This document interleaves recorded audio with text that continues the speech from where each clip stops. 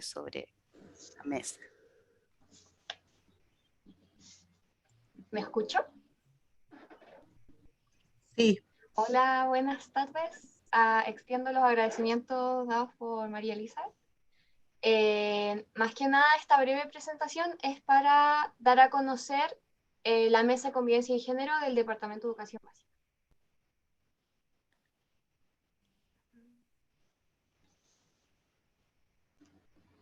La mesa, ¿qué es?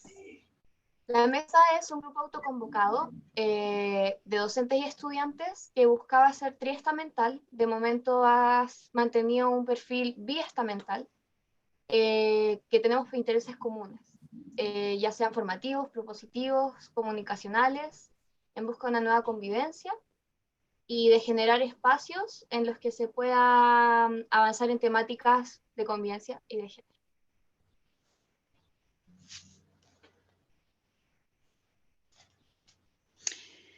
Muy buenas tardes a todas y a todos los presentes. Yo quisiera contarles un poco cómo nace esta mesa. En el año 2020, el año pasado, en plena pandemia, aproximadamente en julio del año pasado, comenzamos a reunirnos un grupo de docentes. Entre ellos quisiera citar a Claudia Tranchino, Verónica Saldías, Eduardo Carrasco, Constanza Ripamonti, quien les habla, donde comenzamos a formarnos, a conversar y a hablar cuestiones de género, de convivencia, y con el interés, ¿cierto?, de poder expandir este espacio educativo, principalmente siendo una academia pedagógica, no podíamos quedar ausentes de autoformarnos respecto de todo lo que está de alguna manera cambiando en nuestra sociedad, de esta mirada más amplia, ¿verdad?, de lo que es ser hombre, ser mujer, ser sujeto, sujeta, ser un ente social, humanos. Y a partir de ahí, ¿cierto?, luego de mucho conversar y dialogar, levantamos una encuesta de la cual surge esta trilogía de palabras donde se preguntó a la comunidad si estaban interesados en abrir una mesa de convivencia, cómo quisieran que esta funcionara, entre otras preguntas. Desde allí, entonces, a partir de este año, se incorporan estudiantes que no solo forman parte de esta mesa, sino que también se formaron, ¿cierto?, como mediadoras, participaron de un curso y están técnicamente preparadas para aquello, gracias a Claudia Tranchino, que participó junto con las chiquillas.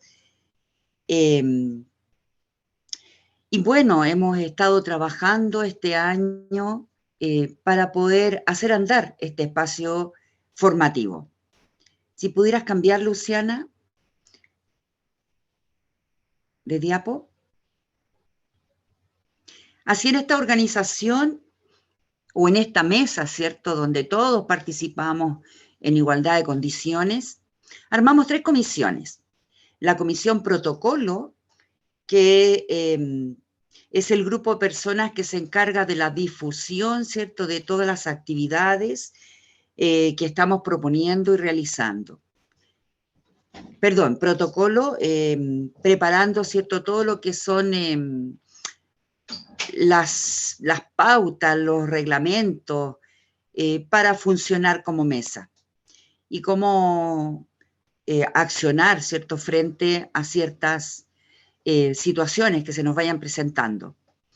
La comisión difusión, que recién les dije, aquella en que nos encargamos de todo lo que es ampliar, ¿cierto?, nuestros espacios, abrir, digamos, nuestros espacios por diferentes medios, y el grupo de formación, que es el que nos convoca hoy día, ¿cierto?, con este mes de conversatorios.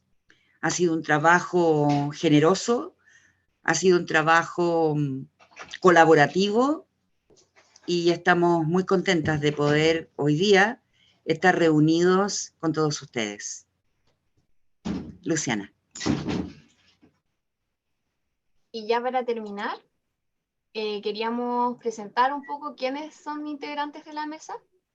Son las personas que se pueden ver en la imagen, y ya hablando de todos y todas, en cuanto a docentes y académicos, tenemos a Verónica Saldías, a Claudia Tranchino, a Constanza Ripamonti, a Lilian Murúa, a Eduardo Carrasco, a Paulina Daza, a Sol Castillo, a Leticia Monsalve, a María Elizabeth Alvarado, a Javiera Rodríguez, egresada de Educación Básica. Y por el lado de estudiantes tenemos a Daniela Hermosilla, a Maribel Orivos, a mí, Luciana Núñez y Valentina Madariaga. Esos serían las integrantes y los integrantes de la mesa. Y aquí pueden ver nuestras redes para saber tanto de este conversatorio como los que se vienen. Así que eso. Ahora le pasamos el micrófono a Alejandra Castillo, que viene al primer conversatorio. Sí, me voy a permitir, antes que nada, pedir autorización colectiva para grabar. Bueno, ya lo empezamos a hacer. Espero que a nadie le moleste. Es importante para nosotras dejar un registro de lo que está pasando, entonces, por eso. Eso, en primera instancia, y bueno, y me gustaría comentar que a lo largo ya sea de la presentación de la profesora Alejandra o al final de manera oral, pueden dejar preguntas en el chat o luego plantearlas de manera oral. Si lo desean, ojalá que podamos generar un conversatorio entretenido. Pero si no tienen ganas de hablar, pueden dejar las preguntas en el chat. Y bueno, no queda más que presentar a la profesora Alejandra Castillo. Es un honor presentar a la profesora Alejandra Castillo. Es una mujer muy sabia. Es profesora titular del Departamento de Filosofía de la UNCE. Bueno, tiene una muy vasta trayectoria escritural. Ha escrito muchas cosas. Hay tres líneas claras, ¿cierto? Por un lado la filosofía, por otro lado la política y el feminismo, que siempre está presente. Sus últimos libros son La República Masculina y la Promesa Igualitaria, Adicta a Imagen, Asamblea de los Cuerpos, Crónicas feministas en tiempos neoliberales.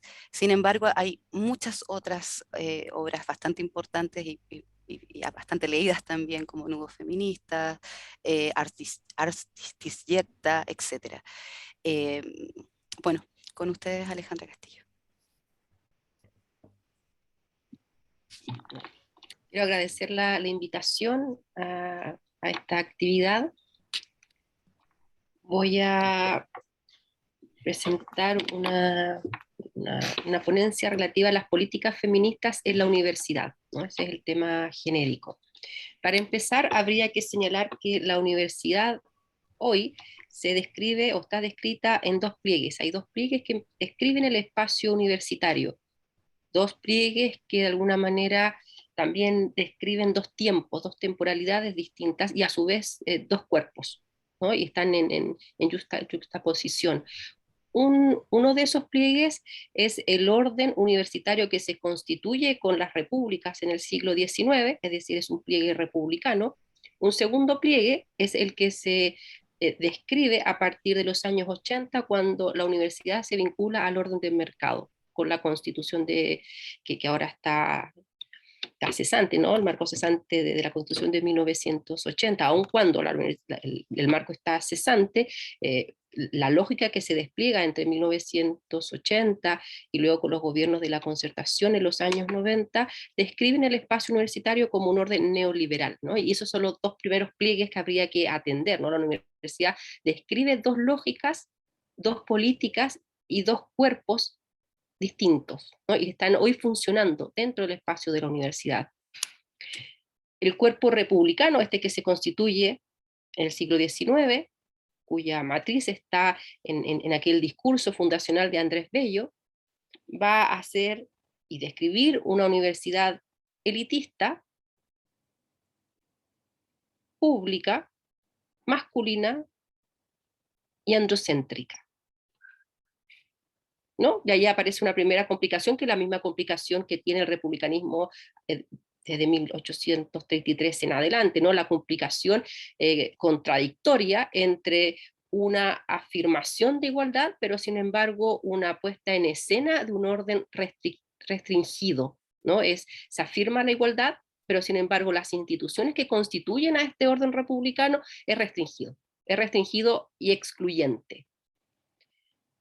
Una de esas exclusiones que es notoria, ¿no? Es la ausencia de mujeres en el espacio de la universidad, y eso es notorio durante bien entrado el siglo XX, ¿no? Y allí se vincula a otra lógica. Entonces, por un lado está esa afirmación de la universidad republicana como una universidad igualitaria, pero sin embargo masculina. Entonces allí hay un cuerpo, ¿no? Un cuerpo de la universidad que describe una razón específica, que es una razón masculina, que es también allí solidaria con la razón de Estado que se empieza a constituir en el siglo XIX y que se despliega durante el siglo XX.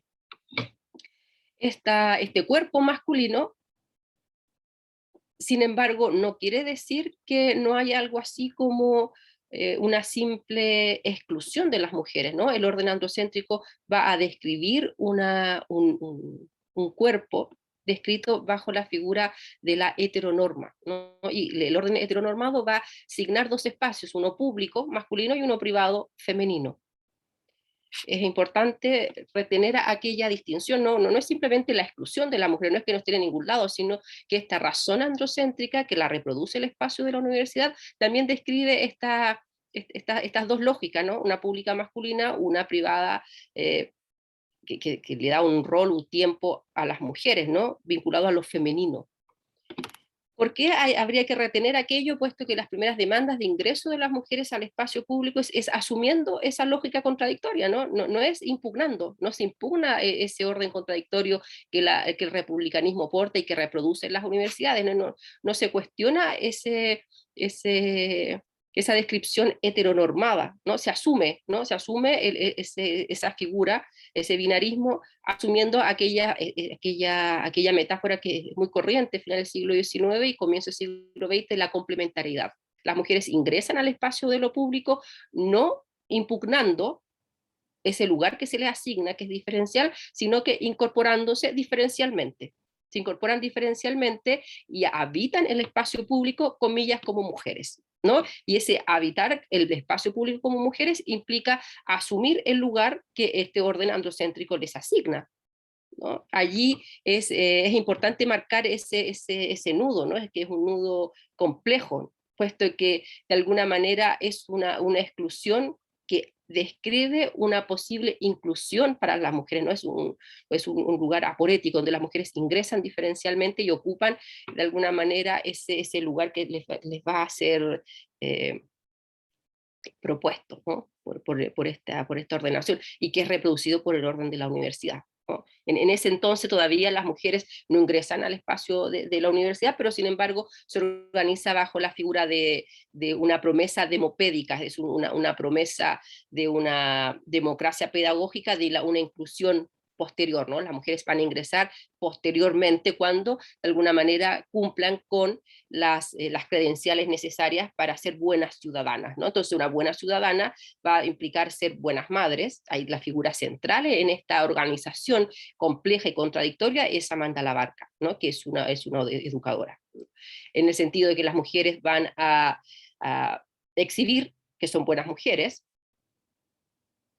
y de alguna manera van a asumir también ese lugar diferencial que se les asigna, ¿no? Y a su vez van a ingresar progresivamente asumiendo el currículum escolar que se va a disponer, ¿no? De manera obligatoria. Y de allí luego ingresan al espacio de la universidad, que será muy lento, ¿no? Y allí se vincula con otra línea, ¿no? de exclusión, que es el orden elitista, ¿no? No solamente se excluye bajo la figura de un dispositivo heteronormado, ¿no? que incluye excluyendo bajo la figura de lo femenino para el caso de las mujeres y que las universidades reproducen, sino que también excluye bajo una razón de clase. La universidad que se constituye el siglo XIX, esta universidad republicana, es una universidad elitista.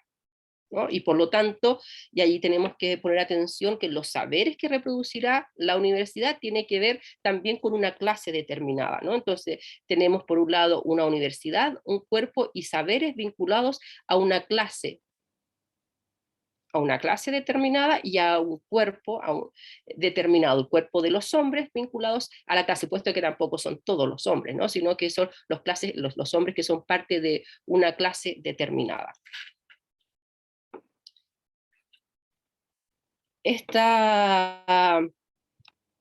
Sí, y bueno, un elemento también clave en la articulación y la descripción de la figura de la universidad republicana tiene que ver con una metáfora, ¿no? El bien entender, ¿no? Ser capaces de entender claramente. Me gustaría marcar ese punto, luego lo retomo. Esta universidad, ¿no? Esta universidad republicana que es afín a un Estado, a una razón de ser republicana que comienza en 1833, por tomar una fecha, se altera con la Constitución de 1980. Allí hay un desplazamiento de la razón republicana por un orden neoliberal, ¿no? Y por lo tanto la universidad viene a hacer, ¿no? De alguna manera un pliegue más en el despliegue de la Constitución de 1980, donde se constituye como una universidad de mercado, donde la educación, y eso es parte de la lucha estudiantil desde comienzo de los años 90, de deslindar la educación como un bien, ¿no? Un bien transable en el mercado, que de algún modo es lo que da origen, desarrollo y posibilidad a la revuelta del 2019, ¿no? Que es la insistencia, ¿no? La insistencia de cuestionar el espacio de la universidad y la educación en términos generales como un orden de mercado.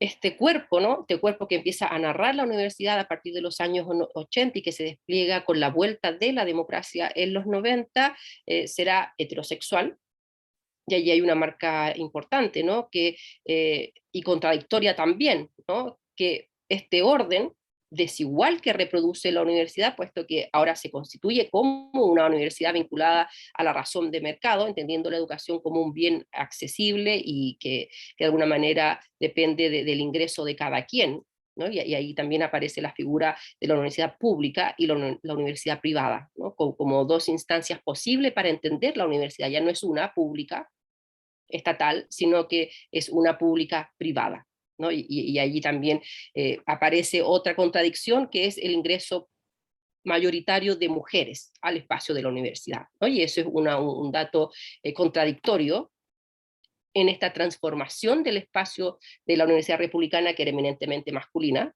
El ingreso de las mujeres hasta 1970 es muy bajo, y las mujeres que ingresan particularmente son mujeres también de clases adineradas. Es decir, no es una universidad popular, nunca ha habido algo así como una universidad popular en Chile, ¿no? Ni en su registro republicano.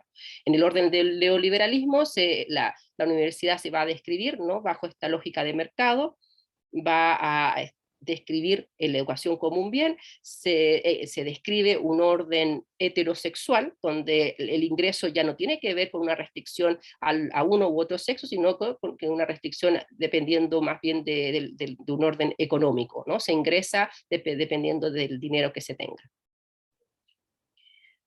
La palabra clave de la universidad neoliberal es la acreditación y la certificación continua, ¿no? Y de alguna manera la razón que se empieza a imperar en el espacio de la universidad va a tener que ver con este orden acrediticio. Todo debe ser acreditado y por lo tanto la metáfora que va a describir, y allí lo vinculo con lo que señalé recién, ¿no? La metáfora que describía el republicanismo era la claridad y el bien entender. La metáfora que constituye el orden de la universidad neoliberal es la transparencia, ¿no? Ser capaz de verlo todo, ¿no? Y una palabra clave en este orden de la acreditación y la transparencia es la corrupción, ¿no? Evitar la corrupción. Incluso hay una política de Estado, ¿no? Que creo que se llama así, ¿no? La página Chile Transparente, ¿no? Ese es absolutamente decidor, ¿no? Que una de los mecanismos de evaluación del Estado, y que también es parte de esta lógica, asuma, ¿no? Claramente que su función es la transparencia, ¿no? Verlo todo. Y sin embargo, el orden neoliberal de la universidad sigue siendo androcéntrico, ¿no? Y ahí hay dos pliegues, tenemos dos pliegues, porque el primer pliegue, el orden republicano, no termina completamente de irse, sigue todavía funcionando en el espacio de la universidad. Todavía la universidad en muchas zonas es elitista. La universidad en muchas zonas todavía es una universidad que excluye a las mujeres. Y por otro lado, la universidad sigue siendo una universidad heterosexual, ¿no? O sea, es una universidad heterosexual, perdón, y es androcéntrica, y allí ese punto de conexión entre el cuerpo republicano y el cuerpo neoliberal. Ambas se vinculan desde un orden androcéntrico. ¿Qué quiere decir, entre otras cosas, ¿no? El androcentrismo? A mí lo que me gustaría aquí señalar que el androcentrismo es un orden de dominio que describe un orden de mirada. ¿Qué quiero decir con un orden de mirada? Con un orden de representación, ¿no? Eso es una posible definición que a mí me parece útil, ¿no? Es un orden de mirada que describe y reproduce la universidad, y este orden de mirada, y por lo tanto este orden androcéntrico es ocularcéntrico también, no es un orden de los modos en que miramos, los modos en que representamos y el modo en que se visibiliza un cuerpo. Y en ese sentido, la razón androcéntrica también es una razón de visibilidad. Cuáles son los cuerpos visibles y cuáles son los cuerpos que son invisibles al propio orden de la universidad, y cómo la universidad reproduce, ¿no? Cómo va reproduciendo cuerpos visibles y cuerpos que son marginados por esta razón ocularcéntrica, ¿no? Por esta razón de mirada. Esta razón, ¿no? Este orden de dominio va a describir algunas señas que van a ser parte del orden universitario, y que de alguna manera son parte tanto de la universidad republicana como de la universidad neoliberal. Uno, que es la reproducción, el deseo y la promesa de una razón abstracta, es decir, la universidad en todas sus disciplinas lo que exhibe o lo que busca en términos de un deseo es la reproducción de una razón abstracta. No tiene que ver ni con las pasiones ni con corporalidades, aun cuando sabemos que la universidad está reproduciendo una corporalidad, ¿no? Eso es absolutamente así. Sin embargo, lo que exhibe, lo que dice, lo que muestra en su razón de mirada, ¿no? En su razón ocularcéntrica, es una razón abstracta. Segundo, hay una universalización de la verdad, donde debemos de alguna manera asumir que hay una verdad que es compartida, donde no se cuestiona ese orden de verdad, sino que es un orden que de alguna manera se exhibe, ¿no? Se exhibe como tal. Y tercero, es un orden donde lo que reproduce sus disciplinas, el orden del saber, principalmente está vinculada a un orden descarnado de la idea. Entendiendo que allí hay dos razones en competición. Por un lado, el orden de la abstracción de la idea masculina y el orden de la corporalidad concreta femenina, ¿no? Dos razones digamos, en competencia, ¿no? Una es la que valoriza la universidad, la razón abstracta y la idea descarnada. El problema de aquello que cuando se piensa el ingreso de la idea, la razón encarnada, la razón femenina, se piensa, sin embargo, dentro de un marco androcéntrico, ¿no? Se piensa lo femenino desde la mirada masculina. Y esa es una tarea importante de trabajar, ¿no? No es simplemente cuestionar la razón abstracta de la idea incorporando lo femenino, o incorporando simplemente el orden de lo que ha dejado fuera, ¿no? el dispositivo heteronormado, sino que cuestionar es aquel marco que describe lo femenino, porque habitualmente cuando se ingresa a la idea de lo femenino como contraposición a la idea abstracta, lo femenino concreto habitualmente se describe como lo femenino materno, ¿no? Y de alguna manera es necesario allí cuestionar ese marco, no solamente incorporar la complementariedad como lo hubiese hecho Amanda Labarca, puesto que ya estamos a comienzos del siglo XXI, sino que de alguna manera ser capaces de cuestionar el dos de ese binarismo, ¿no? Puesto que la incorporación complementaria de lo femenino, habitualmente, y así ha ocurrido, lo femenino viene a describirse como un orden de ciertas cualidades, de ciertas... una cierta adjetivación que va a describir en extensión a las mujeres vinculadas al orden de lo privado y al orden de lo materno. En este contexto, ¿no? Donde están estos dos pliegues yuxtapuestos, ¿no? Donde están funcionando dos razones para entender el espacio de la universidad, una republicana, la otra neoliberal, pero sin embargo unidas en la figura de un androcentrismo, ¿no? Que es un régimen de visibilidad. La pregunta es ¿cómo interviene como política el feminismo? ¿No? Allí habría que señalar que la política feminista en la universidad debería articular dos movimientos, ¿no? Uno de afirmación y otro de interrupción. La afirmación de aquello que ambas universidades han excluido, han marginado o han violentado, es decir, afirmar lo que ha excluido la universidad, ¿no? Por ejemplo, estableciendo políticas vinculadas a la afirmación y la representación de las mujeres, ¿no? como una razón de afirmación. ¿Cómo podemos establecer ese tipo de políticas? Es a través, por ejemplo, del señalamiento de concursos, solo una idea, ¿no? De concursos para la contratación de profesoras y profesores, donde se establezca una norma de 1 y 1, ¿no? Una contratación abierta y una contratación donde se establezca el requisito de que se va a contratar a una mujer, ¿no? Como de alguna manera compensar, ¿no? Afirmativamente la exclusión histórica y el daño de la invisibilidad de las mujeres en la producción, ¿no? de saber. ¿No? Y eso implica políticas decididas, no simplemente una buena voluntad, sino que políticas decididas de transformación del espacio de la universidad, incorporando lo que la universidad ha mantenido al margen. Entonces allí es necesario establecer una política de afirmación, junto a políticas de interrupción, ¿no? Por un lado, corregir el daño que la universidad republicana y neoliberal ha generado, ¿no? Un orden masculino, excluyendo a las mujeres, afirmar en términos de medidas procedimentales, ¿no? Como aquella.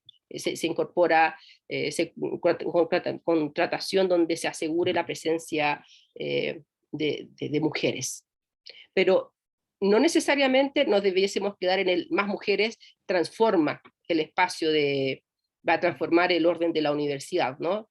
Sino que lo que debería también ir en dirección de la interrupción, ¿no? ¿Qué quiero decir allí con interrupción? Ser capaces de cuestionar los modos en que las distintas disciplinas reproducen la razón androcéntrica. Y en ese sentido, por eso señalo que más mujeres no necesariamente va a transformar la razón androcéntrica, va a transformar el orden de representación que la universidad describen, ¿no? Va a señalar un cuerpo heteronormado. Eso es lo que va a señalar cuando se corrige. Un segundo nivel implica la interrupción de las formas en las cuales se reproduce el androcentrismo, y allí hay que poner atención a las distintas disciplinas, cómo las distintas disciplinas reproducen un orden androcéntrico, y allí no hay una sola lógica, allí no hay un solo contenido, no hay una sola forma. Cada disciplina describe un orden de exclusión de una manera distinta, ¿no? Entonces un trabajo de cada una de las disciplinas de describir, de reconocer los modos en que esa disciplina en particular reproduce un orden androcéntrico. Yo podría, desde mi formación disciplinaria, señalar algunos elementos de la disciplina de la filosofía, ¿no? Cómo la filosofía reproduce un orden androcéntrico, cuáles son las metáforas que habilita para señalar, para describir y visibilizar un cuerpo en desmedro de otro, y por lo tanto generar un orden de desigualdad. Pero las otras disciplinas es un trabajo que debe ser asumido por las propias disciplinas, ¿no? Y por lo tanto, allí es necesario tomar atención que se generan dos lógicas, ¿no? o dos formas de intervención. Una que puede estar vinculada al orden de los reglamentos, el orden de los estatutos, por ejemplo, bueno, vinculados a formas en las cuales se organiza institucionalmente la universidad, por ejemplo, en el caso que les señalaba de la contratación paritaria, pero a su vez tenemos que pensar una formas de intervención político-feminista que intervengan las propias disciplinas, en las que esa razón instrumental, institucional, de alguna manera no llega. Y para eso es necesario un trabajo en las disciplinas, ¿no? Reconocer cómo las disciplinas reproducen este orden de desigualdad.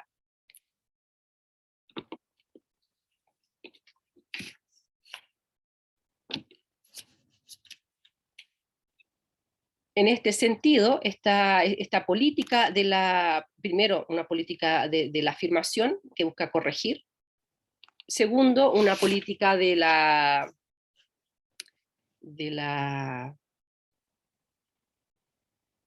interrupción, ¿no? que busque cuestionar los modos en que las disciplinas generan un orden masculino, androcéntrico.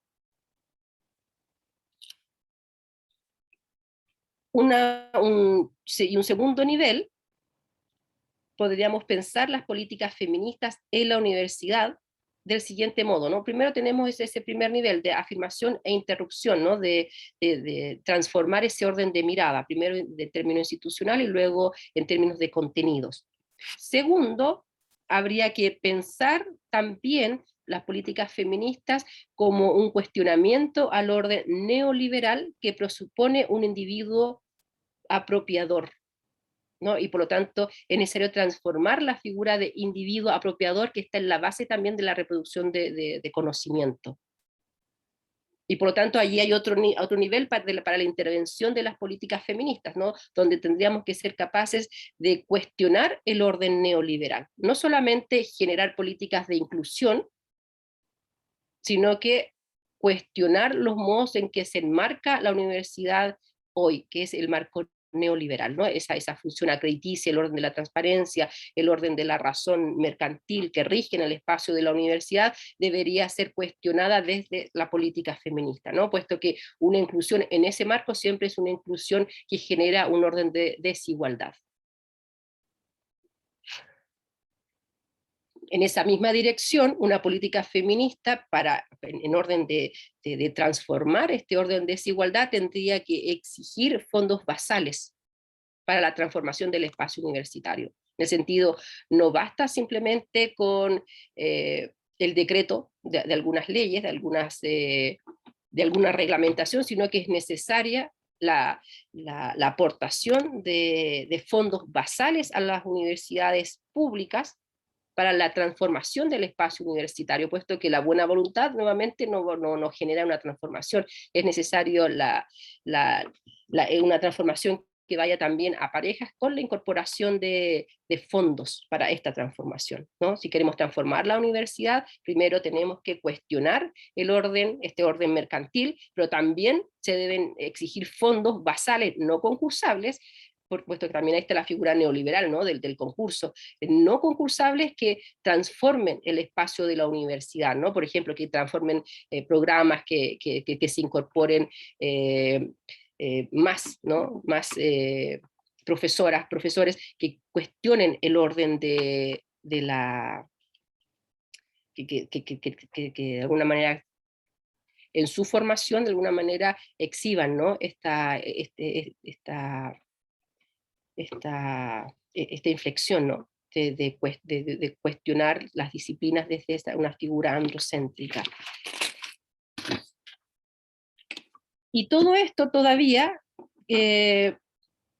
nos dejaría en una si se cumpliera, ¿no? Si cumpliera en este sentido, en esta dirección, las políticas feministas, ¿no? Primero como interrupción, como afirmación, y luego como una interrupción al orden del mercado, al orden neoliberal, todavía allí no cuestionaríamos la marca de la diferencia sexual natural, ¿no? Y eso es una zona que también debe ser asumida.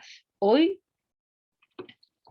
la marca que describe el espacio de lo en común ya no se rige desde el orden de la diferencia sexual natural, ¿no? Y por lo tanto la universidad tendría que ser capaz de describir un espacio donde se desplace, se cuestione una ordenación heteronormada, ¿no? Y por tanto tendría que desplazarse aquel orden de inclusión femenino, masculino, tal cual lo pensaba Amanda Labarca a comienzos de siglo, ¿no? Ser capaces de avanzar por ejemplo, y eso es una tarea, ¿no? Como lo hacemos, ¿no? Como interrumpimos el orden de lo heteronormado avanzando en la producción de saberes vinculados a una corporalidad que disiente de la marca de la diferencia sexual natural reproductiva, ¿no? Y por lo tanto allí estas políticas feministas también tendrían siempre que ser políticas feministas disidentes, puesto que ya no basta incorporar en el 2 de la diferencia sexual, tal cual lo que se pensaba Amanda Labarca en 1930, sino que tenemos que avanzar a describir un cuerpo de la universidad descrito desde el orden de la transformación de la diferencia sexual. Hasta ahí. Gracias. Gracias a ti, Alejandra. Bueno, si está el chat o alguien quiere... Luciana levantó la mano ya de inmediato. No, estaba aplaudiendo. Ah. Ya. Bueno, si alguien desea hacer preguntas, está abierta la discusión.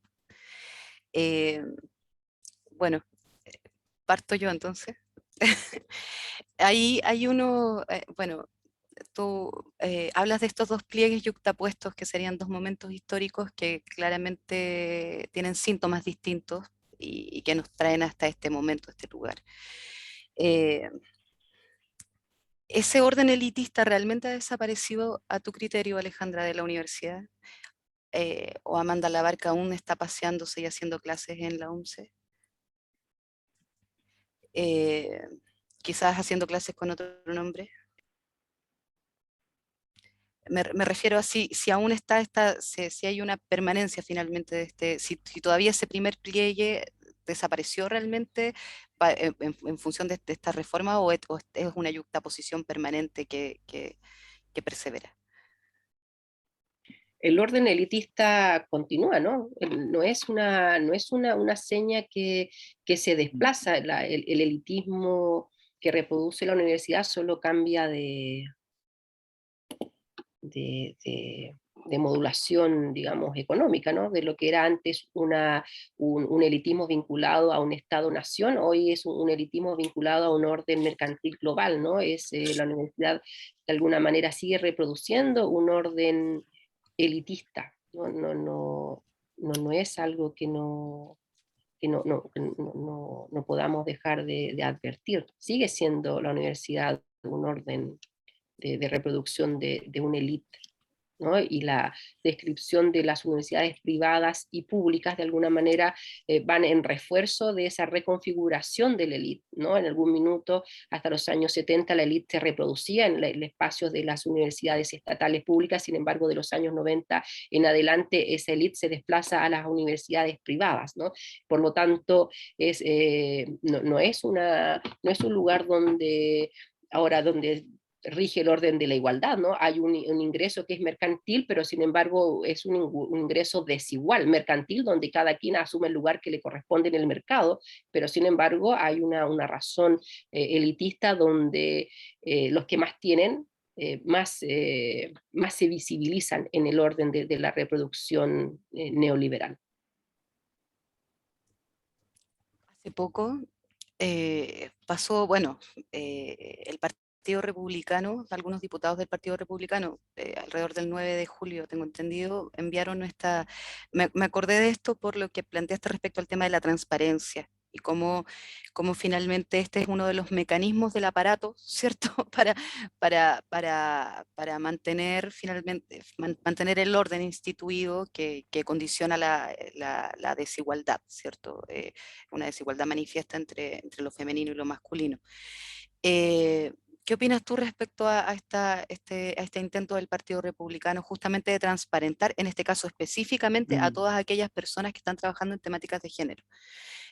Género, feminismo, diversidad y cualquier cosa finalmente que les suene a lo que ellos llamaron ideología de género. ¿Cómo crees tú que opera esto o cómo se enmarca con la visión que tienes tú de la dinámica de la política universitaria y qué respuesta debería darse?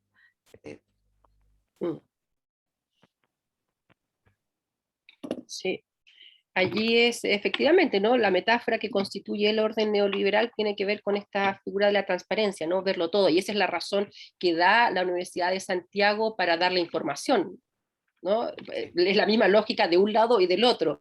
Este partido de derechas pide esta información acusando transparencia, ¿no? Queremos saberlo todo en relación a esta degeneración que está ocurriendo en el espacio de la universidad, ¿no? Donde de alguna manera se intuye que ya no se están formando las buenas mujeres allí, ¿no? De alguna manera hay una formación donde lo que está rigiendo es más bien esta ideología del género, ¿no? Que desde esta perspectiva de derechas y conservadoras, es la abominación, ¿no? La abominación que describe un cuerpo que se resiste al binarismo, a lo heteronormado.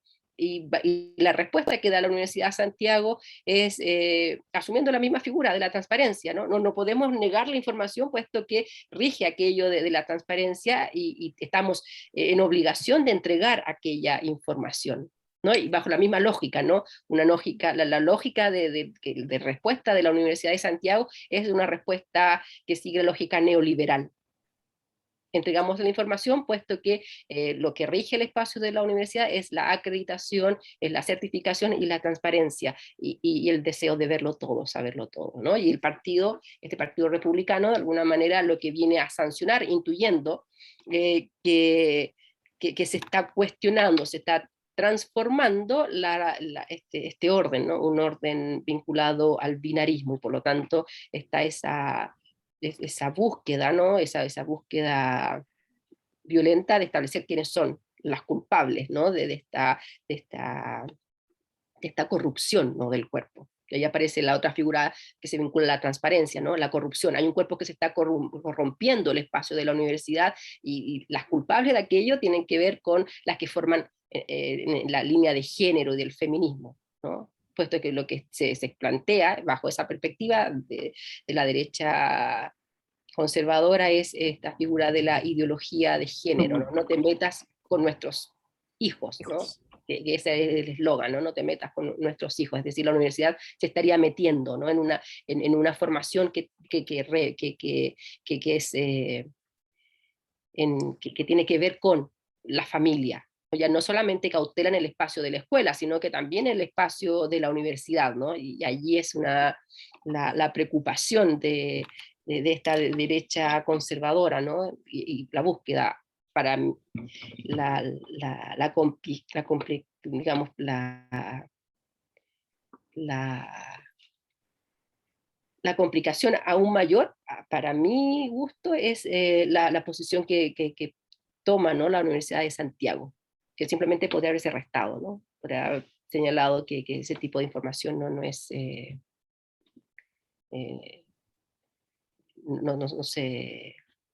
no es pública en el sentido que hay libertad de cátedra, ¿no? Porque puesto que se intuye que allí hay una búsqueda sancionatoria, sancionar, ¿no? Las distintas posiciones y la libertad de cátedra en el espacio de la universidad, y sin embargo se pliega a la misma razón neoliberal.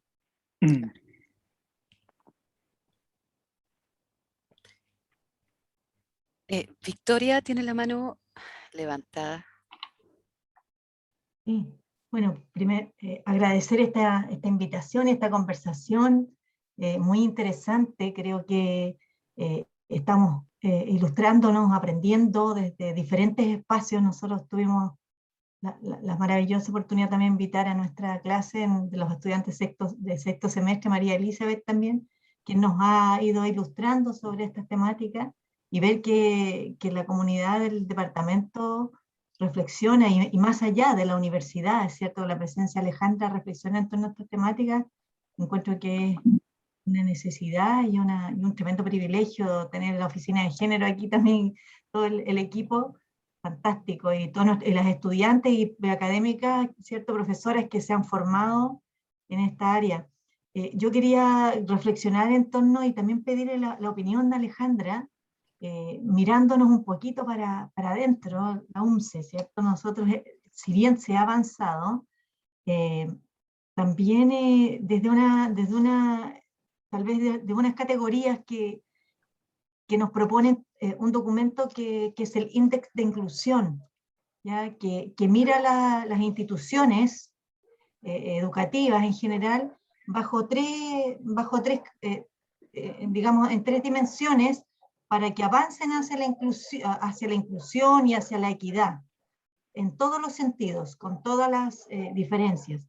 Y ellos plantean que es importante fijarse no solo en las prácticas, sino que para que hayan prácticas de equidad, es cierto, de respeto y de mayor participación igualitaria, también tienen que haber esto de la mano de políticas, y eso en conjunto conforma una cultura al interior de las comunidades educativas que pueden generar procesos de cambios profundos, de transformaciones necesarias, ¿cierto? En ese sentido, podríamos tal vez ilustrar, a lo mejor no solo Alejandra, también otras acciones concretas que se han hecho. O sea, hay una oficina de género, ¿cierto? Hay asignaturas que de manera transversal, los minors, ¿cierto? En algunas carreras se han incorporado temáticas de diversidad, ¿cierto? Que incluyen el enfoque de feminismos, de género. ¿Cómo vamos? ¿Cómo podemos ir avanzando? ¿Cómo podemos tal vez hasta empujar así para hacer más rápido todo este proceso? Si bien tenemos que los cambios culturales, imagínate lo que estaba señalando Alejandra, o sea, ¿qué más retrógrado es como retroceder 40 años atrás, la persecución hacia las personas? Pero esa es un poco la reflexión. Abro esa es mi reflexión compartida. Gracias. Yo creo que hay distintas maneras en las cuales se ha avanzado, ¿no? Y avances con retroceso, porque son avances que tienen estos dos pliegues, ¿no? Que por un lado corrigen uno, que es el republicanismo, pero de alguna manera quedan en falta con el orden el orden de la cotidianidad hoy, ¿no? Por ejemplo, corregir la ausencia de mujeres, atendiendo a esa falta histórica que el republicanismo exhibe, ¿no? Deja en falta a la universidad en relación a las identidades trans, ¿no? Entonces, por eso es un trabajo complejo, ¿no? Puesto por corregir y asumir la razón republicana, corrigiendo el orden heteronormado que la describía, todavía la deja en falta, ¿no? Puesto que lo que constituye el espacio de lo en común es el decline de la diferencia sexual natural reproductiva, donde las identidades se están describiendo, ¿no? Prácticas, el espacio de lo en común, donde tenemos que ser capaces de transformar el espacio de la universidad bajo ese signo, ¿no? de lo trans, donde tenemos que cuestionar esa matriz heteronormada. Que insiste, ¿no? Que insiste y que vuelve desde el orden neoliberal. El neoliberalismo insiste en esa matriz. ¿Cómo se ha avanzado, ¿no? Por eso se avanza en ese sentido, contradictoriamente, se avanza y también se retrocede, ¿o no? O se avanza corrigiendo el siglo XIX, ¿no? Y no atendiendo a la cotidianidad hoy. Por ejemplo, se ha avanzado incorporando la figura de la paridad. Sin embargo, el déficit de la figura de la paridad es que solo pone atención al orden de aquello de más mujeres, ¿no? Como se empieza a establecer desde el año 2000, el primer gobierno de Michelle Bachelet, ¿no? Se incorpora el concepto de paridad, que lentamente y mal, ¿no? Ingresa al espacio de las universidades, pero sin embargo sin transformar estructuralmente el espacio de la universidad. Cómo se transforman, allí puedo dar el caso de la Escuela de Filosofía de la UNCE, cuando se incorpora en su plano formativo una línea de estudios vinculados a la ciudadanía, el género y el feminismo, ¿no? Y que tiene que ver con una formación específica en la carrera de filosofía, ¿no? No es una intervención institucional por fuera o por muy alta, sino que es una intervención que ocurre dentro del propio plan, ¿no? de la carrera, donde se tensiona el androcentrismo que la filosofía aporta desde estos saberes, ¿no? Que la propia filosofía feminista ha venido desarrollando durante el siglo XX, ¿no? Entonces también eso es importante, no solamente qué es lo que ocurre, ¿no? Habitualmente se traen conocimientos del área de las ciencias sociales, la sociología, la antropología, y se intervienen las carreras, ¿no? Por ejemplo, podríamos intervenir biología, ¿no? Con algunos conceptos y con algunos saberes desarrollados en el campo de la antropología y de la sociología, y sin embargo, marginalmente atacarían, por señalar, por tomar una palabra, el androcentrismo que la biología reproduce, ¿no? Quizás ahí tendría que llevar la mirada a la biología feminista, ¿no? Preguntarse, ¿hay biología feminista? Y sí la hay, ¿no? ¿Cómo se ha desarrollado la biología feminista?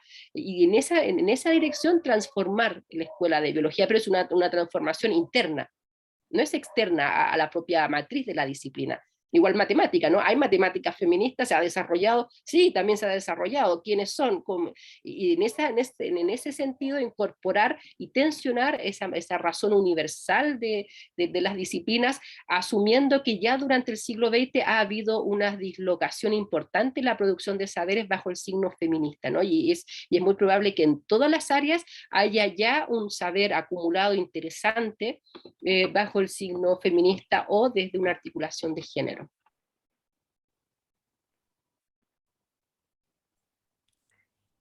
Angélica tiene la mano levantada, ya le debe doler.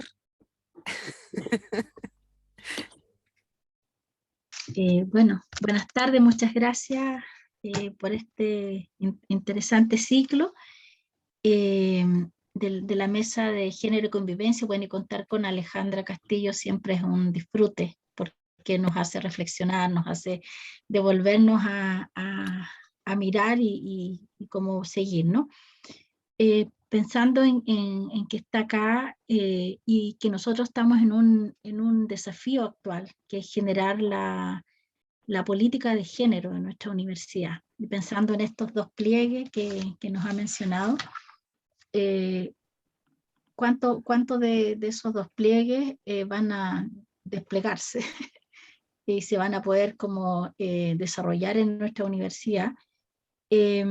Y qué posibilidad se puede observar también en el momento actual en que estamos como universidad respecto a los cuerpos que pueden aparecer y cuáles son los cuerpos que están marginalizados. O sea, por ahí como que si pudiera hacer esa reflexión. Nosotras estamos ahora iniciando, y bueno, dejo invitado en este seminario, el diseño, primero el diseño de la construcción participativa de la política. Así que vamos a pedir en su minuto ahí al director, con quienes tenemos un trabajo largo, esa reflexión triestamental respecto al diseño y después la construcción de la política.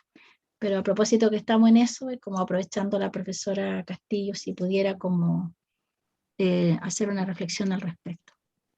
Sí, bueno, en relación a estos dos pliegues, habría que decir que la respuesta no es ir atrás y asumir la figura del republicanismo, ni asumir el pliegue actual, ¿no? Del neoliberalismo. Por eso estamos en una escena compleja, ¿no? Una escena donde se necesita imaginación política, imaginación universitaria para de alguna manera desactivar ese resabio androcéntrico que proviene del republicanismo, puesto que está la tentación de volver, ¿no? Como un buen orden, el orden republicano como el orden, como un orden de la promesa, y sin embargo es un orden androcéntrico, ¿no? Y por tanto no es posible esa vuelta de mirada y asumir ese orden republicano, ¿no? Puesto que lo que traza ese orden es la metáfora de la diferencia sexual natural reproductiva, y que establece dos roles, ¿no? Y tampoco podemos asumir el pliegue actual, ¿no? El orden neoliberal, puesto que el orden neoliberal genera un orden de desigualdad vinculada a la desigualdad de ingresos de los sujetos, ¿no? Entonces estamos en una situación donde se necesita modos de desactivar uno y otro, ¿no? De estos dos modelos,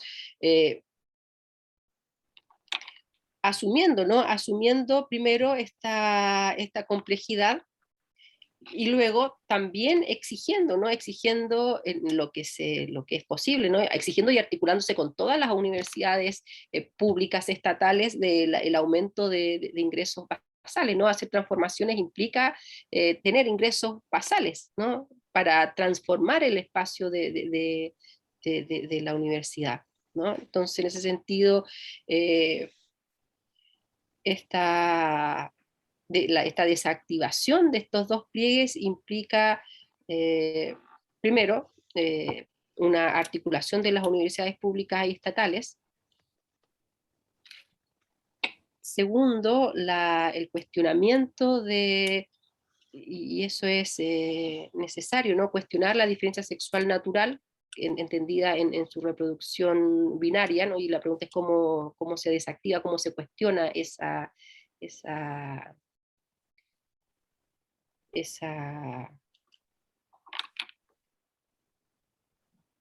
marca, ¿no? No sé, creo que sí, la universidad asumió lo hizo, ¿no? Ocurrió aquello de cambiar la nominación de título, el género en el título. Entonces, allí, por ejemplo, ya es un paso de que la titulación incorpore las identidades trans, ¿no? Es decir, avanzar desde allí a transformar el espacio de la universidad, desvinculando, ¿no? Por ejemplo, allí pensando el orden, por ejemplo, ¿no? ¿Cómo pensamos el orden de lo paritario, de la inclusión, donde la paridad no quiera decir heteronorma, ¿no?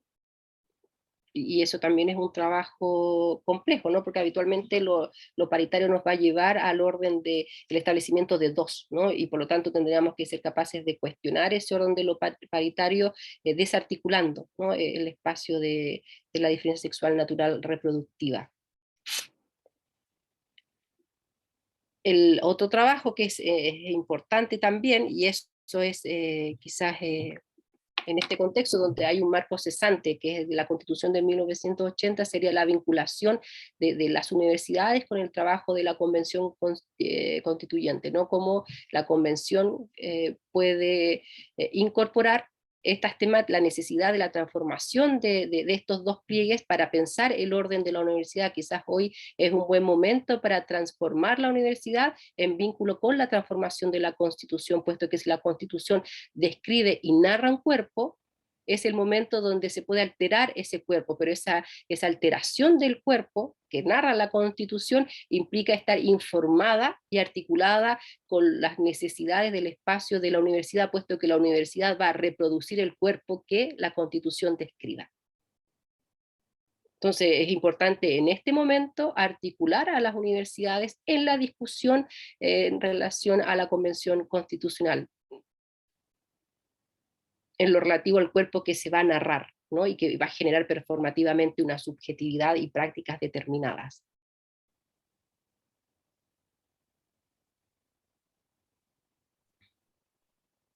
Sobre todo entendiendo que posiblemente la pedagogía es uno de los lugares donde los cuerpos más se disciplinan. Se disciplinan, se ordenan, se forman, se uniforman. Quería plantearte una pregunta respecto al tema de la paridad, entendiendo que la paridad fue la solución rápida que se tomó finalmente a principios de los 90 como como una forma de discriminación positiva, ¿cierto? Que intentó y que efectivamente abre la escena y plantea hartas preguntas que antes no existían, pero se ha visto siempre como la solución.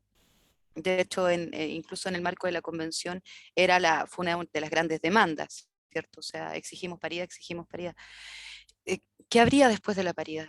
¿Qué otra solución? Si sabemos que la paridad en rigor es una, disculpen el término, una solución parche, porque no sacamos nada con que estemos representadas porque no somos una mujer.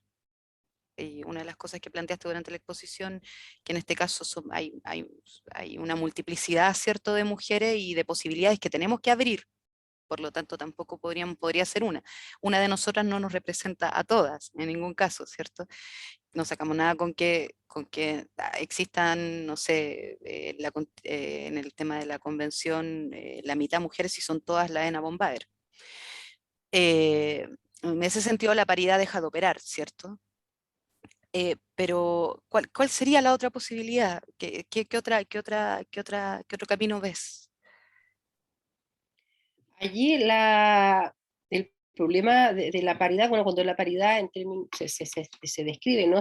Primero se plantea como un modelo, ¿no? Es la posibilidad de la incorporación de más mujeres en el sentido de que más mujeres van a generar un modelo a seguir, ¿no? Es posible, ¿no? Es posible que las mujeres habiten el espacio público. Sin embargo, la paridad surge desde una teorización política liberal, ¿no? Y esa es la restricción de la paridad. ¿Cuál es el límite que restringe el orden paritario? Es su marco teórico-político, que es el liberal, ¿no? Que asume que hay dos esferas, la pública y la privada, donde las mujeres se visibilizan en el espacio público, y sin embargo el liberalismo no se pregunta sobre las condiciones de desigualdad en el que comparecen las mujeres, ¿no? O sea, no es una pregunta que aparezca en el liberalismo clásico, ¿no? Es un procedimiento donde van a comparecer más mujeres, donde no se pone atención al orden de la desigualdad, ¿no? Y entonces, si queremos tomar esta herramienta, porque tampoco es la idea de ir desechando, ¿no? El concepto de paridad puede ser útil, pero sin embargo habría que complementarlo desde una posición de clase y desde una posición de raza, ¿no? Hacer un concepto complejo de paridad, no simplemente en el sentido de la dirección de más mujeres, puesto que sabemos que más mujeres pueden ser más mujeres de la élite, ¿no? Que son las que de alguna manera tienen las credenciales y están preparadas para afrontar el espacio de lo público, ¿no? Puesto que las otras están en un trabajo privado, doméstico, necesario, pero sin embargo sin posibilidad de asistir al espacio de lo público, tampoco tienen tiempo para aquello, ¿no? Entonces, transformar ese déficit del concepto implica generar un concepto complejo de paridad, no abandonarlo, sino que asumir, reincorporar y traducir el concepto de paridad desde una posición de igualdad, ¿no? Y una posición de igualdad implica intervenir el concepto desde la clase y desde la raza, ¿no? Estableciendo ese orden de desigualdad.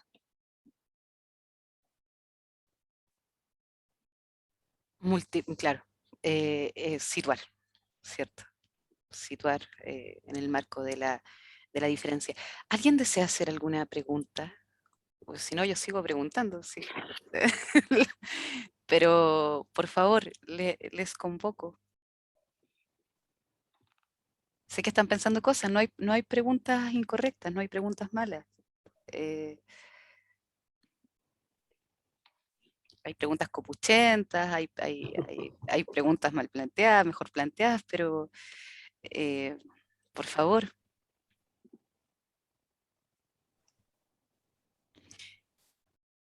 María Elisa, yo solamente quería como comentar algo de lo que había señalado Victoria y que luego Alejandra lo toma a propósito de los saberes disciplinares, de cómo cada departamento puede hacer su propia mirada de cuáles son sus brechas, cuáles son sus posibilidades.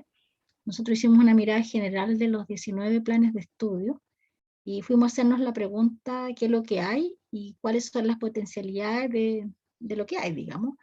Y nos encontramos con poco, pero había bastante potencialidad porque si se declara la universidad sociocrítica, ahí hay harto terreno fértil, ¿no? igual que las carreras que trabajan corporalidad, diversidad e inclusiones. Y cuando nos adentramos en 5 carreras en un análisis mesocurricular, y por eso me hace mucho sentido lo que planteó Alejandra, las propias reflexiones de los diálogos participativos hace que los profesores vayan imaginando cómo incorporar en su carrera. Entonces uno puede hacer una mirada externa muy inicial, pero luego un trabajo de cada departamento es muy necesario, a mirar sus propias actividades curriculares, cómo están los resultados formativos, la bibliografía, lo declarado, pero también ir después al terreno ya de lo implementado. Y también hacerse la pregunta por lo que no se dice, digamos, qué parte de ese currículum nulo está, no solo el oculto, sino el nulo. Por eso me convoca mucho ese planteamiento que señala Alejandra, de cómo las propias carreras van configurando su construcción. Eso quería señalar. Gracias.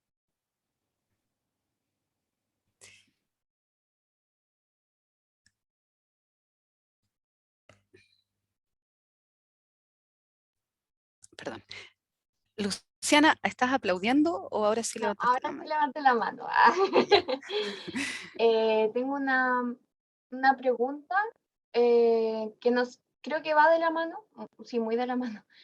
Alejandra, la verdad, yo fui parte mucho tiempo de organizaciones territoriales que buscaban mucho como en lo que tú planteabas, como bajar todo este conocimiento que hay en la academia a los ambientes populares.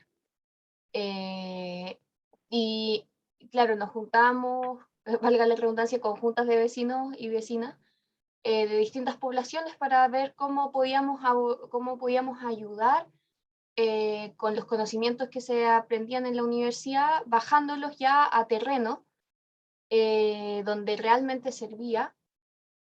Y claro, era como ir, ayudar, entregar conocimientos, autoformar, no como paternalistamente, sino como entregar conocimiento.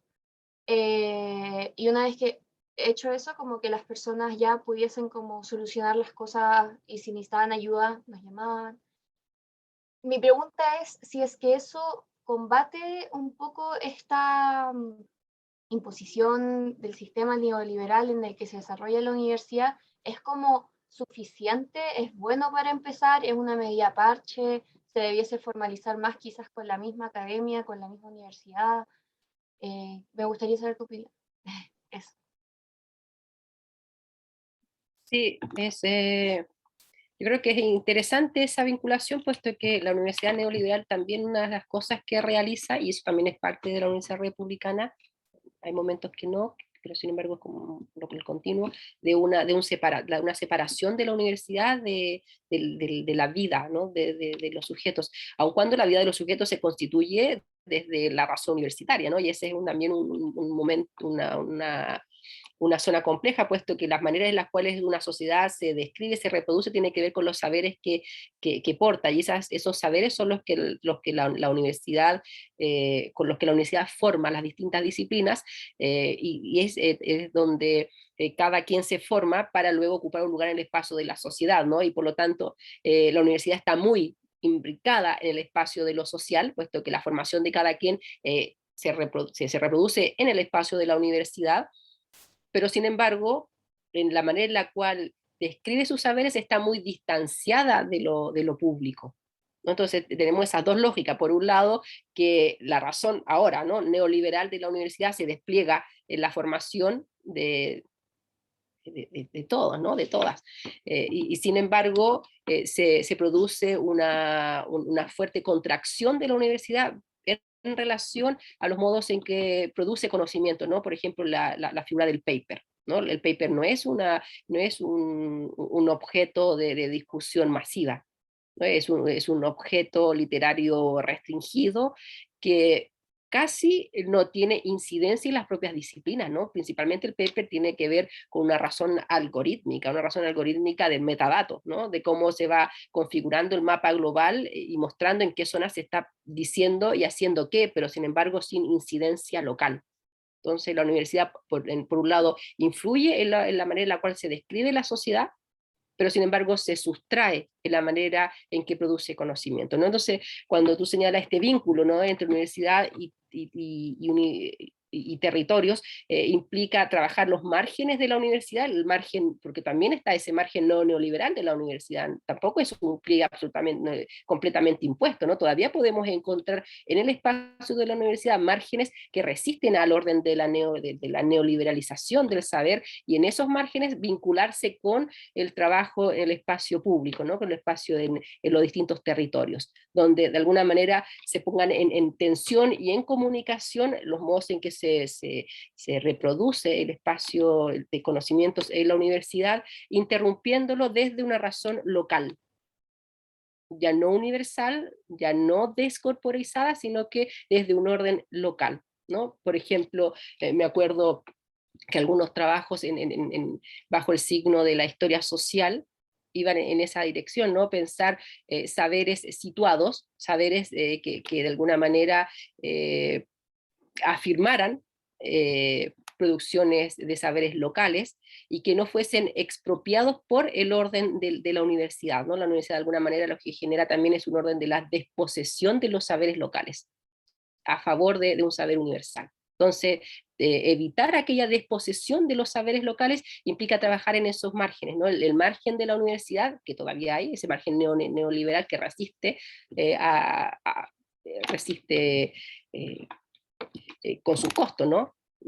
Restándose a la lógica neoliberal de la universidad, vinculándose a ese margen, ¿no?, que también existe, ¿no?, el margen neoliberal no neoliberal de la sociedad con los territorios, y poner en tensión, ¿no?, lo universal y lo particular, ¿no?, y evitar esa desposesión, generando en vistas de otras subjetividades y prácticas.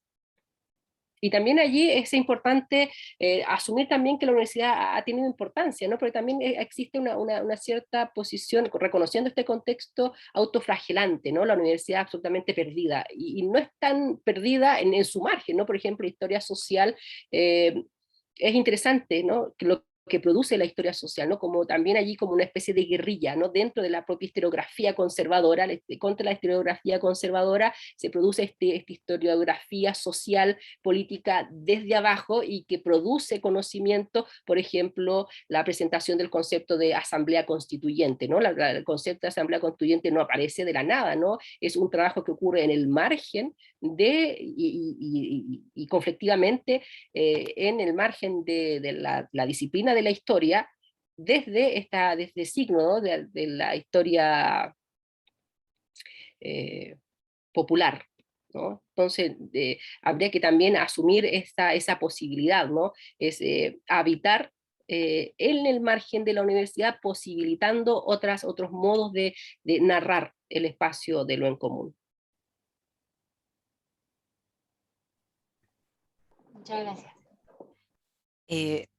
Te voy a hacer una pregunta, Alejandra, media complicada. Es que estamos en una coyuntura que lo exige. Estamos en me veo obligada a hacerte esta pregunta. Estamos en un paro general en la universidad por el tema del jardín infantil Raymond Trayen, ¿cierto?, que fue cerrado. Tú hablaste de las remediales en algún momento, de cómo se generan estas estrategias remediales, ¿cierto?, que están amparadas en el orden androcéntrico y en la diferencia sexual, ¿cierto? Si viéramos en este caso, por ejemplo, este tipo de estrategias como la generación de jardines infantiles, como una de estas remediales que articulan finalmente, se articulan con la incorporación de la mujer al trabajo, con la articulación de la mujer a la universidad, considerando también que eventualmente los derechos femeninos son a veces reversibles, que había un compromiso previo de la rectoría anterior que no se cumpliría ahora, y que sin embargo, según lo que supe hoy en la mañana, al parecer se abrían cupos y algunas de las cosas que se están reclamando sí se estarían cumpliendo. Sin embargo, hay una profunda molestia de parte de las estudiantes. Mientras tú hablabas respecto al tema de cómo el feminismo en un primer nivel tendría que plantear primero la lógica de la afirmación, ¿cierto? Y en segundo lugar, la interrupción. Este paro, esta interpelación a la autoridad, estaría bajo la lógica, ¿tú crees, de la afirmación o de la interrupción? Sabes que me pasó mientras lo narrabas que no lograba articular, no sé por qué lado va. No sé si, porque efectivamente, nuevamente son derechos maternos, ¿cierto? Y paternos, o sea, se mantiene el orden de la división sexual en el marco de estos reclamos. Pero por otro lado, hay un cuestionamiento también profundo respecto a la política universitaria que interrumpe y que lo interrumpe todos. Esa es mi pregunta. ¿Qué opinas sobre eso en realidad? No, me parece que avanzar, ¿no? Avanzar en pensar una universidad que asuma el decline de la metáfora de la diferencia sexual natural no quiere decir la vulneración de los derechos de las mujeres, ¿no? Eso no quiere decir aquello, ¿no? Significa, nuevamente, entender de manera compleja la diferencia sexual, no en términos de mujeres y hombres, sino que cuestionando la metáfora de la diferencia sexual en dirección de ser capaces de advertir que esa metáfora está en decline, ¿no? El orden de filiación que presuponía, ¿no? Y el cuerpo que narraba. Pero eso no quiere decir que se vulneran los derechos de las mujeres. Hay derechos de las mujeres que están incumplidos históricamente, ¿no? Por ejemplo, el déficit de la igualdad en la remuneración, el problema del trabajo doméstico, es decir, no es uno y lo otro, ¿no? Sino que es eso con esto, ¿no? Asumir las demandas históricas, reformular las instituciones, describiendo aquello de una diferencia sexual compleja, donde se deben reivindicar los derechos necesarios. Por ejemplo, las instituciones que tienen una cantidad de trabajadores, de participantes, necesita un jardín infantil, no es algo que, no es una medida nueva, ¿no? Si pensemos que Alexandra Kollontai para 1905 ya, ¿no? Ya piensa desarticular la metáfora del adentro privado, doméstico, femenino y el afuera público masculino con la externalización del trabajo doméstico. Y esa externalización del trabajo doméstico que ella piensa que es allí una de las claves para transformar o avanzar en el orden de la igualdad, implicaba la creación de casinos públicos, lavanderías públicas, jardines, ¿no? En 1905. Y esa demanda, ¿no? Que es absolutamente necesaria, ¿no? La transformación del espacio interno del espacio doméstico en esa externalización todavía es una demanda incumplida, ¿no? Y la vemos absolutamente clara en pandemia, donde todo el trabajo principalmente es realizado por las mujeres y además el trabajo remunerado, ¿no? El trabajo público, ¿no? Entonces, no es lo uno o lo otro, ¿no? Sino pensar complejamente la diferencia sexual, entendiendo ese decline del que les señalaba y donde hay demandas y buenas, ¿no? Y buenas... y buenas soluciones, ¿no? Esa la posición de Alexandra Kollontai en ese punto todavía es algo que es posible y necesario hacer, ¿no? La externalización de este trabajo. Respecto a lo que planteaste de la pandemia, yo sé que escribís, bueno, leí lo que escribiste respecto al tema de la pandemia, me pareció muy interesante. Pensándolo justamente desde el punto de vista de la universidad, de la vuelta, por ejemplo, a la presencialidad, tú hablabas del enemigo viral. Y cómo se genera nuevamente una multiplicación de cuerpo o nuevamente un cuerpo doble, ¿cierto? ¿Cómo ves la vuelta, por ejemplo, a la presencialidad en el espacio universitario en función justamente del establecimiento de estas nuevas políticas que también son muy sui generis? Estamos recién pensando cómo volver y con bastantes conflictos por temas de recursos y de implementación. ¿Cómo lo ves desde el punto de vista finalmente de lo político en la universidad y el papel finalmente también entendiendo que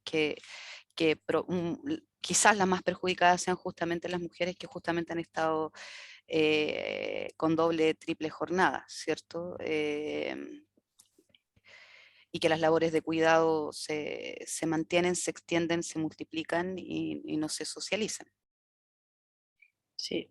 Bueno, la vuelta es una más bien gatillada por la petición ministerial, ¿no? El ministerio pide en relación a la cuarta fase la vuelta, ¿no? La vuelta a clase desde el espacio de la universidad. Y allí la complejidad, ¿no? Son los distintos tiempos que se han asumido en relación a la pandemia. Por ejemplo, los hijos, las hijas ya han vuelto a clase, pero sin embargo con un tiempo restringido, no son las mismas jornadas que tenían, ¿no? Por ejemplo, puede ser de 8 a 1 de la tarde, y sin embargo una vuelta laboral implicaría un desfase, ¿no? Entre el horario de los hijos, de las hijas que ya volvieron a clases pero con un horario restringido, y el horario de las madres, de los padres, donde es un horario completo, por ejemplo. Entonces allí habría una complejidad de simplemente decir volvamos, ¿no? Volver implica asumir también esta complejidad, ¿no? Que si el trabajo en pandemia, el trabajo en pantalla y el cuidado, mientras los hijos también estaban en pantalla, era doble o triple, ahora está esta otra complejidad, ¿no? Que es la desconexión entre el tiempo del estudio de los hijos y el tiempo de vuelta de los padres al trabajo, ¿no? Sobre todo en el espacio de la universidad. Hay lugares donde no ha habido esta paralización virtual, ¿no? Que han seguido trabajando, ¿no? Principalmente en las universidades, y el sector docente educacional es el que ha asumido mayoritariamente el trabajo en pantallas, ¿no? Hay amplios sectores que no se detuvo su trabajo, ¿no? Que se arriesga al trabajo presencial casi todo el tiempo. En ese sentido, volver implica tomar esa primera consideración, ¿no? La desconexión temporal. Segundo, el problema de las y los estudiantes que viven en regiones, que ya es muy difícil que se reincorporen a clases presenciales cuando ya asumieron un trabajo en pantalla, ¿no? Por otro lado, también tendría que trabajar, ¿no? En relación a los espacios, ¿no? Cómo los espacios se van a ver modificados en relación a la cantidad de estudiantes. Y por último, siempre pendiente de si suben o no los contagios, ¿no? También son medidas que son fluctuantes, puesto que si suben los contagios como lo que está ocurriendo, puede ser que estas medidas no tengan mucha proyección. Entonces, también estamos en ese escenario, ¿no? Un escenario de incertidumbre desde el año pasado, ¿no? Desde marzo del año pasado nuestro escenario es ese, de la incertidumbre, ¿no? No sabemos muy bien qué va a ocurrir. ¿Alguien desea hacer alguna pregunta para ya ir cerrando? Estamos en la hora. Javiera. Sí, hola. Bueno, cortito para ir cerrando.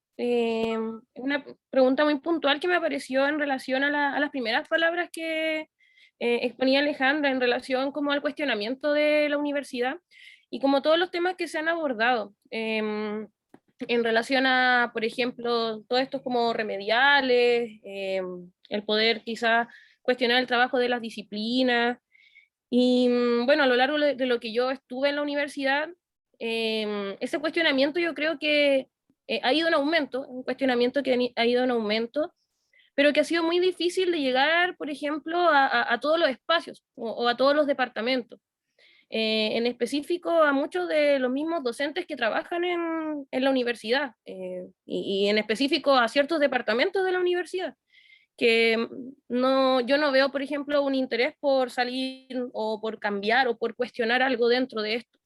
Entonces, mi pregunta es como, ¿qué otras instancias, qué otros espacios se podrían formar para realmente generar este cuestionamiento en otros docentes o en otras personas que están dentro de la universidad? Porque quizás nosotros acá estamos llevando el cuestionamiento, estamos llevando un diálogo, estamos llevando una crítica, pero otra mitad de la universidad no está, como se diría vulgarmente, no está ni ahí con hacerlo. Entonces, ¿qué otros espacios nosotros podemos generar o cómo sería esto en tiempo quizás para poder generar realmente un cambio que nos lleve a una transformación real universitaria? Y no solamente universitaria, sino que también como docentes en general. Esa es mi pregunta puntual. Sí, muy interesante, puesto que una de las lógicas del neoliberalismo es el caso de la universidad, es esa desconexión con lo público, ¿no? Y que a pesar de la multiplicación de los centros universitarios ha implicado el empobrecimiento del espacio cultural, político-cultural, ¿no? De otros espacios, ¿no? Puesto que un poco la energía empieza a ser tomada completamente por el espacio universitario, ¿no? Incluso la misma lógica neoliberal de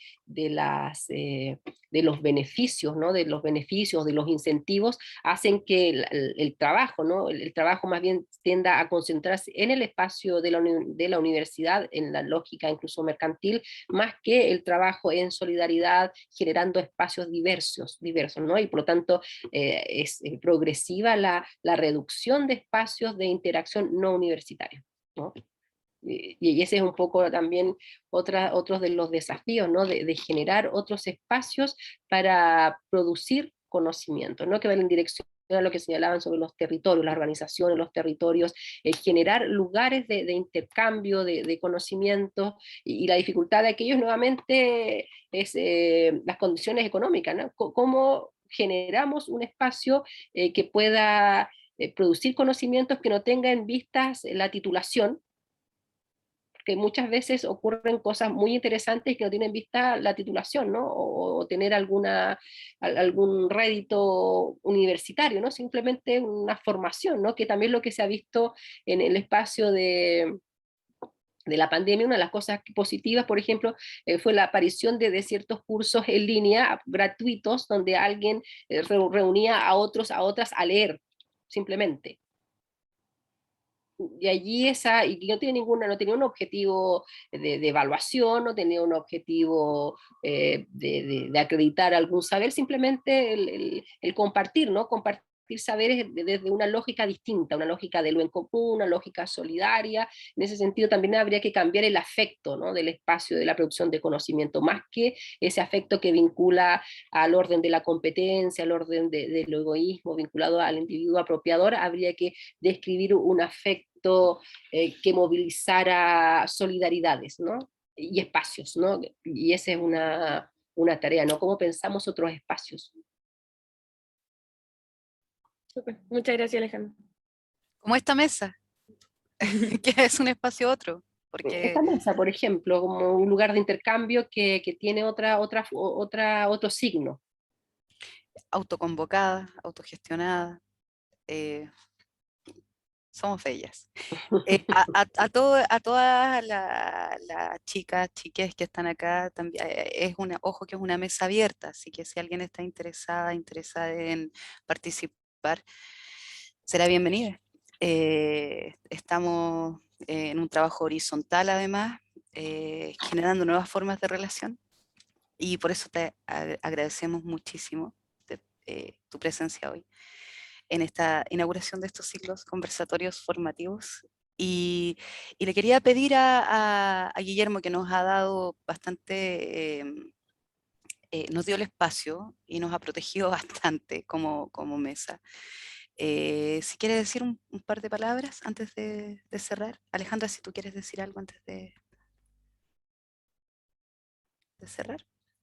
No, solo les agradezco la invitación, creo que es importante estas interacciones, ¿no? Interacciones diversas y que dislocan el lugar, ¿no? El lugar de la universidad en la universidad. Son importantes puesto que generan esta movilización de otras ideas y de otra corporalidad para el espacio de la universidad, ¿no? Y que ocurre desde un orden de horizontalidad desde abajo, ¿no? No es una pulsión académica, jerárquica, sino que es una organización que favorece otros afectos, ¿no? Y que es importante, ¿no? Y principalmente propiciar otros afectos, ¿no? Cambiar el signo de la universidad neoliberal implica principalmente cambiar el afecto que organiza el espacio de la universidad, y estos otros lugares son necesarios. Estás invitada también a nuestra mesa. Son un poco desordenadas, pero estamos levantando preguntas constantemente y tratando de ver cómo generar aportes también. Guillermo, ¿quieres decir algo? Bien, sí, muy cortito, no se asusten. Primero agradecer a Alejandra porque ha sido tremendamente ilustrativo, y me quiero quedar con la última parte a propósito justamente de este rol que podemos jugar en la construcción del tercer pliegue, ¿no es cierto? Un pliegue necesario de desarrollar en función, ¿no es cierto?, de una óptica que transforma mentalidades, cuerpos, concepciones, ¿no es cierto?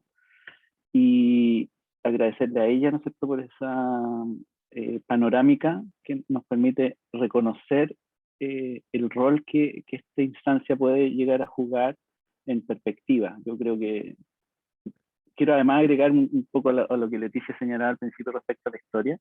Hay una mesa cero, ¿no es cierto?, 0.0 antes de esta mesa, pero en general nace también en función de una iniciativa, ¿no es cierto?, que descubre el rediseño curricular que se desarrolla, ¿no es cierto?, a partir del 2019, que empieza a ejecutarse a partir del 2019, y que encuentra un aparente fallo ahí, en que no hay ninguna actividad, ¿no es cierto?, respecto al tema de género o de feminismo en el currículum nuevo.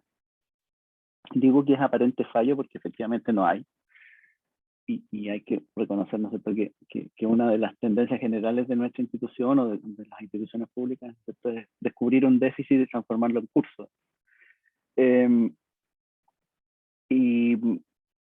Y yo creo que ese aparente fallo ha convergido en una tremenda virtud, ¿no es cierto?, que esta instancia que ha perseverado, y es el agradecimiento a los integrantes actuales de la mesa, ¿no es cierto?, por esa perseverancia, por este inicio de un nuevo ciclo respecto al tema de la autoformación como un espacio, ¿no es cierto?, resignificado desde lo académico en función, ¿no es cierto?, de que la necesidad de instalar estas discusiones, ¿no es cierto?, y traducirlas en acciones, escapa, ¿no es cierto?, o rebasa lo meramente formativo institucional y requiere de un esfuerzo, ¿no es cierto?, de transformación que nos involucre a todos. Y tal vez este espacio dúctil, yo diría radicalmente democrático y participativo, ¿verdad?, es una instancia que puede irradiar e influir mucho más, ¿no es cierto?, que un curso curricular, porque además intenta dialogar con el currículum establecido para resignificar aquellas prácticas y aquellas orientaciones, ¿no es cierto?, y alimentarse mutuamente, ¿no es cierto?, en esa formación. Yo creo que es un desafío tremendo que tenemos comunidad académica. A mí me hace mucha ilusión, como dicen los españoles, las posibilidades que esto abre y la necesidad, porque además me quedo con el diálogo, con el título, ¿no es cierto?, del programa, diálogos necesarios. Esto nace como un interés, pero nace también como una necesidad imperiosa, no de regular, pero sí de construir una nueva normativa de convivencia, ¿no es cierto?, en la práctica, frente a la emergencia de fenómenos, ¿no es cierto?, incluso concretos de denuncia, de implantación de justicia, de menoscabo, ¿no es cierto?, de la condición desde la perspectiva, ¿no es cierto?, de género. Y yo creo que nosotros elegimos como unidad, como departamento, un camino más largo, no aferrarnos tanto a la legalidad formal en algunos términos, sino que pensar que también es necesario construir una nueva legalidad a partir de una nueva relación de las identidades de género al interior de nuestra comunidad. Esa nueva legalidad debiese considerar voy a decirlo así, aunque no sea el concepto más adecuado, ¿no es cierto?, la deuda histórica, ¿no es cierto?, de relaciones que por raza, por clase, ¿no es cierto?, y por género son desiguales o han sido desiguales históricamente, y que es necesario transformar. Y yo lo veo en esa perspectiva de pensar que debemos hacerlo en el espacio en que nos toca convivir como comunidad y proyectarlo y materializarlo en la formación multiplicadora que tiene, ¿no es cierto?, el impacto de formar profesores con una ética diferente, ¿no es cierto?, y con una concepción respecto al tema de la identidad de género distinta a las tradicionales. son desafíos de larga dimensión, pero que yo creo que iniciativas como esta, ¿no es cierto?, lo que hacen es demostrar que existe el interés, existe la necesidad y existe la disposición institucional de apoyar. Así que nosotros estamos muy contentos con esta iniciativa y con las posteriores acciones, porque además la mesa se ha propuesto, ¿no es cierto?, trabajar en dimensiones bien distintas, ¿no es cierto?, la difusión y la autoformación, pero también ejercer influencia progresiva, ¿no es cierto?, en una redefinición de nuestras relaciones al interior del departamento, que obviamente no somos un compartimento estanco, entonces no es que nos vayamos a limitar a eso, pero yo creo que generar condiciones, ¿no es cierto?, de redistribución, ¿no es cierto?, del ejercicio de las decisiones, de sanar también las situaciones que se evidencian a partir de eso. Y en ese sentido, ¿no es cierto?, yo creo que este es un espacio que hay que proyectar, hay que cuidar, hay que consolidar. Yo se los informo formalmente, yo sé que es un gesto que no es suficiente todavía, ¿no es cierto?, pero vamos a solicitar, ¿no es cierto?, en el marco de la próxima programación académica 2022, ¿verdad?, que al menos a las profesoras y profesores que son jornadas se les asignen, ¿no es cierto?, horas para sostener el funcionamiento de la mesa. Yo sé que estamos lejos de poder satisfacer y garantizar la participación constante de los profesores honorarios en esta instancia, pero a mí me parece que eso va a llegar en algún momento, ¿verdad?, y vamos a plantear esto como un proyecto institucional del departamento, y se necesita que los otros niveles institucionales también colaboren para sostenerlo y mantenerlo. Quiero decir además que yo creo que tiene un corte triestamental, ¿no es cierto?, lo refiero, ¿no es cierto?, a la presencia de la Javiera Rodríguez, porque ella ya es titulada de la universidad, y yo creo que nuestros titulados también tienen un rol para ser convocados a este tipo de iniciativas y para incorporarlos como partícipes de ello. Yo creo que nos acordamos, a propósito del segundo pliegue, de los egresados cuando tenemos que hacer las reuniones para acreditar a la carrera, ¿no es cierto? Pero yo creo que esta es una iniciativa que puede ser profundamente relevante para suministrar insumos, conceptos, herramientas, ¿no es cierto?, para el desempeño de nuestros profesionales ya hoy día en los distintos niveles y en las distintas aulas del sistema escolar. Yo creo que esa convocatoria también es una necesidad, vamos a tener que ir construyéndolas progresivamente, así que solo tengo agradecimientos por el esfuerzo que significa este inicio de programa, y como proyección y materialización de un trabajo que ha sido silencioso, ¿no es cierto?, que ha sido arduo, los miembros de la mesa, ¿no es cierto?, lo saben, y nosotros reiteramos nuestra invitación, ¿no es cierto?, a la colaboración y a la difusión de estas actividades, especialmente a las estudiantes que han participado, a académicas de otras facultades, ¿no es cierto?, que nos han acompañado hoy día, en fin, para dimensionar esto como una instancia de posibilidad y un horizonte de posibilidad que nos garantice, ¿no es cierto?, un sello de formación que es hoy día imprescindible hacerlo y marcarlo. Así que solo agradecimientos a la iniciativa y reiterar, ¿no es cierto?, que mejor que inaugurar esto, ¿no es cierto?, con la profesora Castillo, así que darle muchas tremendas gracias por ese inicio, este puntapié inicial, ¿no es cierto?, para una discusión que es de mucha profundidad, pero también muy contingente en todo sentido. Así que gracias. Gracias, Guillermo. Bueno, y gracias, Alejandra, y gracias a todos y todas aquellas y aquellos que están aquí hoy día. Y quedan invitados e invitadas para la semana próxima con Mónica Gamboa, que vamos a trabajar el tema de victimarios, esencialmente. Cuáles son los enfoques, las posibilidades en el tratamiento de esas temáticas desde la realidad canadiense. Eso, que tengan una muy buena tarde y muchas gracias. Gracias. Estén bien. Gracias. Muchas gracias. Muchas gracias, Alejandra. Gracias, chao. Chao. Chao. Gracias a todos, que estén bien. Gracias.